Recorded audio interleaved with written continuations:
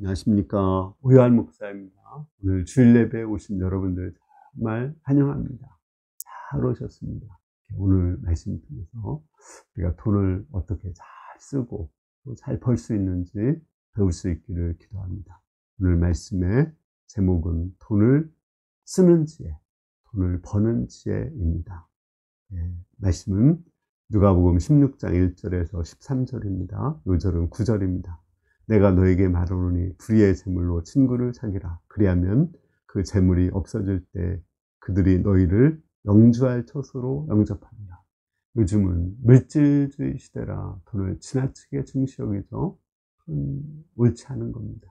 또 이거에 반대해서 어떤 사람은 돈을 또 지나치게 무시하고 무소유로 살려고 하는 사람이 있어요. 그것도 잘못된 것입니다. 돈은 적당하게 중시 여겨야 되는 것입니다. 그리고 돈을 우리는 잘 쓰고 또 돈을 잘 벌어야 됩니다. 오늘 말씀은 어떻게 하면 우리가 돈을 잘 쓰고 돈을 잘 벌 수 있는지를 가르쳐 줍니다. 1절에서 7절을 보겠습니다. 또한 제자들에게 이르시되 어떤 부자에게 청지기가 있는데 그가 주인의 소유를 낭비한다는 말이 그 주인에게 들린지라 주인이 그를 불러 이르되 내가 내게 대하여 들은 이 말이 어찌 됨이냐.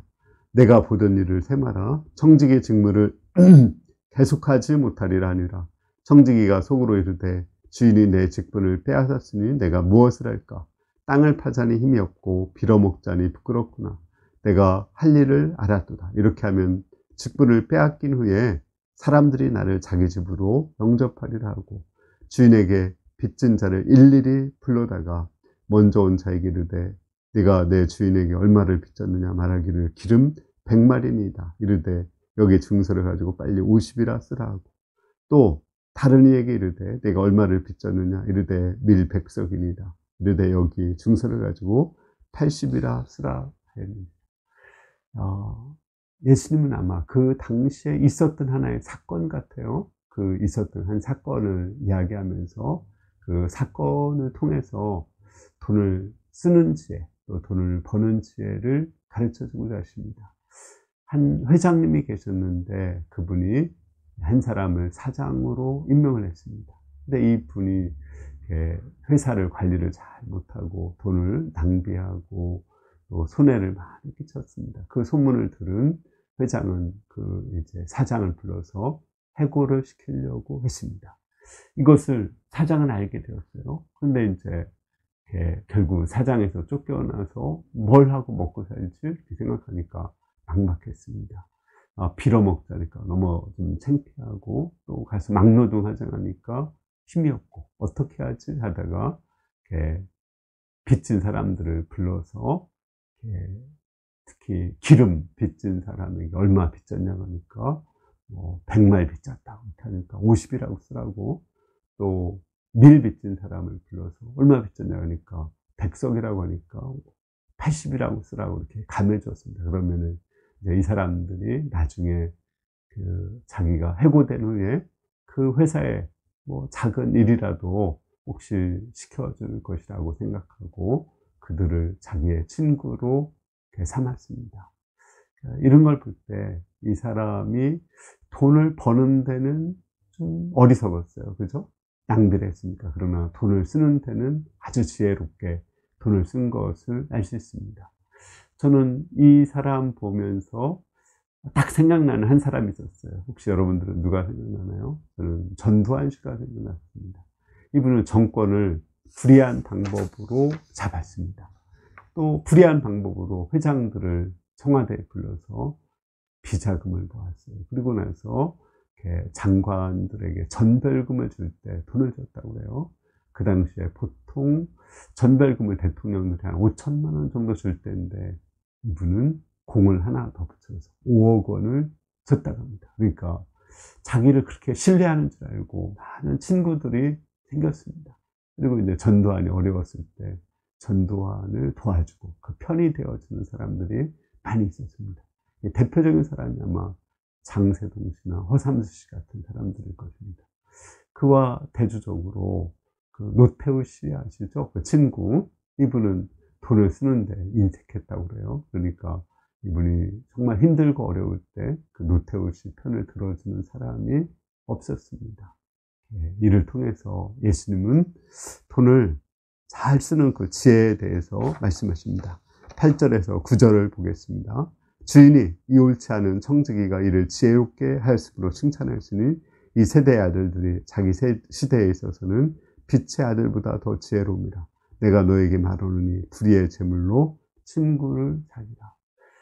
이 사람은 하나님을 믿지 않는 사람이란 말이에요. 그러니까 이렇게 불의한 방법으로 이렇게 돈을 이렇게 낭비했고 또 불의한 방법으로 돈을 썼죠. 옳지 않은 그런 방법으로 썼습니다. 그러나 돈을 쓰는 데는 정말 지혜로웠다. 이렇게 예수님은 말씀하십니다. 그 돈을 아주 지혜롭게 썼으니까 너희도 이 사람에게서 배워서 돈을 가지고 그 친구를 사느라. 불의의 제물로 친구를 사느라 했습니다. 여기서 불의의 제물은 세상 제물을 얘기하는 것을 도둑질한 돈으로 또는 잘못 번 돈으로 친구를 사귀라 이런 뜻은 아닙니다. 세상 제물로 친구를 사귀라, 사람을 사귀라, 돈으로 사람을 얻어라 이렇게 가르쳐 준 것입니다. 돈을 잘 쓰는 지혜는 돈을 가지고 사람을 얻는 것입니다. 저는 이것을 하나의 원칙으로 지금까지 살았거든요. 돈을 가지고 사람을 잃지 말고 사람을 얻어야 됩니다. 어떻게 하면 돈을 가지고 사람을 잃지 않을 수 있을까? 제가 볼 때 돈을 꿔주고 못 받으면 사람도 잃고 돈도 잃어버려요. 그래서 저는 사람들이 돈을 꿔달라고 할 때는 정말 이 사람이 갚지 않아도 좋다 하는 그런 마음으로 돈을 꿔줍니다. 그러니까 돈은 잃어도 사람은 잃지 않습니다. 돈을 못 갚으면 괜찮다고 안 갚아도 된다고 이렇게 나중에 말을 해줘서 그 사람을 얻게 됩니다. 근데 한 번은 또 이런 것이 통하지 않은 게 있었어요. 정말 그분에게 내가 많은 돈을 그냥 정말 꿔줬거든요. 그리고 심지어는 내가 교통사고 나서 보상금으로 받은 돈까지도 그 사람에게 줬어요. 정말 피 같은 돈이죠. 근데 그 사람이 나를 비방하고 다니고 또 나와 관계성이 오히려 깨졌습니다. 나는 정말 그것을 이해할 수가 없었습니다. 뭐지? 내가 돈은 잃어도 사람을 얻으려고 했는데 돈도 잃고 사람도 잃었어요. 그래서 처음에는 그 사람이 문제가 있는 줄 알고 그 사람을 비방하고 정말 상종하지 못할 사람이다 이렇게 생각을 했습니다. 그런데 오늘 말씀을 준비하면서 제가 하나 크게 깨달은 것이 있습니다. 그것은 뭐냐면 제가 돈은 줬는데 그 사람을 신뢰하지 못한 거예요. 또 그분을 자존심을 세워주지를 못한 것입니다. 저는 돈을 주면서 이 사람은 돈 관리를 어려서부터 잘못했다 이렇게 다른 사람들에게 소문을 냈어요. 이것이 그 사람의 자존심을 많이 상하게 했고 그래서 이제 우리가 돈은 받았지만 나를 비방하며 다니는 그런 것을 보았습니다.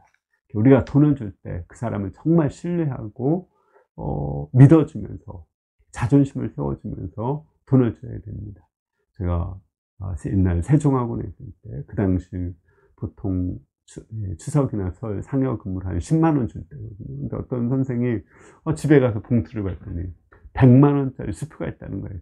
공이 하나 더 들어 깜짝 놀라서 이거 잘못 든 것이 아닌가 해서 원장한테 이제 그 이튿날 물어보니까 내가 정말 너를 신뢰하기 때문에 너한테만 그것을 줬다 이렇게 말해서 그 사람이 그 원장에게 정말 뼈가 부러지도록 충성하는 것을 보았습니다. 이렇게 정말 어려울 때 도와주고 자존심을 상하지 않게 해야 돼요. 우리가 정말 어려울 때 미국에서 우리 많이 도와줬거든요. 정말 너무 감사한 거죠. 근데 도와주면서 때로는 좀 자존심을 상하게 했기 때문에 그 어떤 사람들 양키 고홈 미국 사람 가라고 이렇게 하는 사람도 보았습니다. 우리나라가 지금 좀 잘 되게 되면서 가난한 나라들 도와주거든요. 그때 자존심을 이렇게 상하지 않게 또 자립하도록 도와주면서 돈을 도와줘야 됩니다. 예수님은 그 돈을 도와주면서 사람도 얻어야 되지만 하나님을 얻어야 된다고 말씀하십니다. 9절 후반절을 보겠습니다. 그러면 그 재물이 없어질 때 그를 영주할 처소로 영접하리라. 영주할 처소라는 것은 영원히 거할 처소, 하나님 나라를 말하거든요. 그러면 우리를 하나님 나라로 영접할 친구는 누구일까요? 예수님이죠. 예수님을, 돈으로 예수님을 친구 사귀라는 거예요. 예수님이 돈 좋아하시나요? 예수님을 친구 사귀는데 돈이 필요한가요? 그렇습니다. 예수님은 돈을 좋아하시는 건 아니지만 돈 속에 담긴 그 마음, 그 사람의 마음을 좋아하십니다. 예수님은 돈을, 특히 도움이 필요한 사람들, 헐벗고 배고프고 또 병들고 옥에 갇히고 나그네 된 사람들, 이런 사람들을 위해서 돈을 쓰라겠어요? 그러면 그것이 바로 나를 대접하는 것이라고 했고, 그들을 영생을 주시고 하나님 나라로 인도한다겠습니다. 우리 가운데 이제 좀 아프신 분들 있죠. 또 이런 분들을 위해서 정말 자기 이름을 드러내지 않고 은밀하게 도와주시는 분들이 있습니다. 이분들 예수님을 친구로 다니는 사람들이고, 예수님이 그들을 하나님 나라로 영접해 주실 것을 믿습니다. 또 하나는 하나님이 기뻐하시는 곳에 돈을 쓰는 거예요. 특히 생명 살리는 역사, 하나님을 사랑해서 돈을 쓸 때 또 예수님을 친구 사귀는 것입니다. 좋은 예가 저는 다윗이라고 생각해요. 다윗은 왕이 되어서 많이 물질이 생겼을 때 자기는 화려한 왕궁에 거하지만 하나님의 괴는 텐트 안에 있는 것을 안타깝게 여겨서 하나님을 위해서 성전을 지어드리고자 했어요. 물론 다윗은 피를 많이 흘려서 성전을 못 지게 했지만 성전 지을 준비를 다 했습니다. 하나님은 너무 기뻐하셔서 다윗의 후손에게서 왕이 나오고 그 왕위가 끊어지지 않고 그 메시아 나라가 오고 그가 하나님 나라를 건설할 것이다, 이렇게 약속을 해주셨습니다. 우리가 정말 하나님이 기뻐하시는데 물질을 써야 돼요. 또 마리아는 예수님이 돌아가시기 전에 1년치의 그 연봉을 향유를 가져다가 예수님의 발에 붓고 머리털로 씻어드렸어요. 예수님은 그를 장사 지내는 것으로 이렇게 써주시고 또 그의 이름을 이렇게 복음이 전하는 곳마다 기억하고 또 전달될 것이라고 말해주었습니다. 우리가 주님을 사랑해서 11조를 드리거나 또는 감사헌금을 드리고 또 선교헌금 드리시는 분들이 있습니다. 하나님들이 이들의 마음을 받으시고 또 축복하시고 하나님 나라로 그분들을 인도해 주실 줄을 믿습니다. 우리가 지금까지 돈을 쓰는 지혜를 배웠죠. 이제 그러면 돈을 버는 지혜는 어떤 것일까요? 10절에서 12절을 보겠습니다. 지극히 작은 것에 충성된 자는 큰 것에도 충성되고 지극히 작은 것에 불의한 자는 큰 것에도 불의하니라. 너희가 만일 불의한 재물에 충성하지 아니하면 누가 참된 것을 너에게 맡기겠느냐. 너희가 만일 남의 것에 충성하지 않으면 누가 너희의 것을 너희에게 주겠느냐. 예수님은 세상의 그 재물에 대해서도 충성스럽게 일을 하라고 말합니다. 또 남이 맡긴 일에 대해서도 충성스럽게 하라. 그 일이 작은 일일지라도 충성스럽게 하라. 그러면 너의 일을 맡겨주고 또 하나님 나라의 일을 맡겨주겠다고 말씀하십니다. 이를 볼 때 우리가 돈을 버는 지혜는 충성스러운 거예요. 충성스럽다는 건 저는 한마디로 생각하면 신용을 얻는 거예요. 신용도가 높은 것, 그것을 말합니다.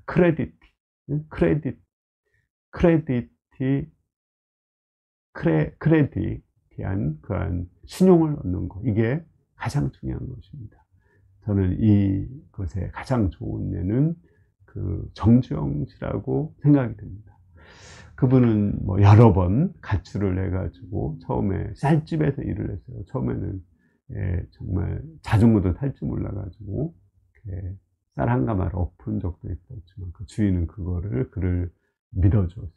열심히 일을 해가지고 쌀 배달을 잘하고 부지런히 하고 또 틀림없이 하고 이렇게 자기 것으로 삥땅 치지 않고 신실하게 쌀 배달하고 또 그 고객들도 아주 신용이 좋습니다.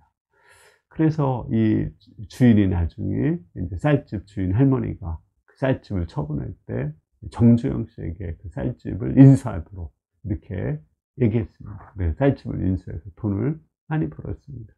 근데 이제 그 당시 일제가 쌀을 공출했기 때문에 그 쌀집에 문을 닫아야 됐어요. 그 후에 나중에 이제 이 사람이 자동차 공업소를 이렇게 만들어서 시작했는데, 뭐 돈이 없었지만 그 쌀집을 할 때 그 이제 쌀을 공급해주던 정미소 그 오윤근 씨의 신용을 얻은 거예요. 그 오윤근 씨가 담보 없이 그 당시 3,000원을 이렇게 빌려준 것입니다.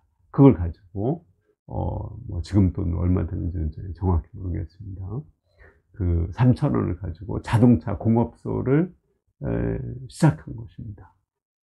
그 자동차 공업소를 시작했는데 잘 됐는데 한 일주일 만에 그 불이 나버린 거예요.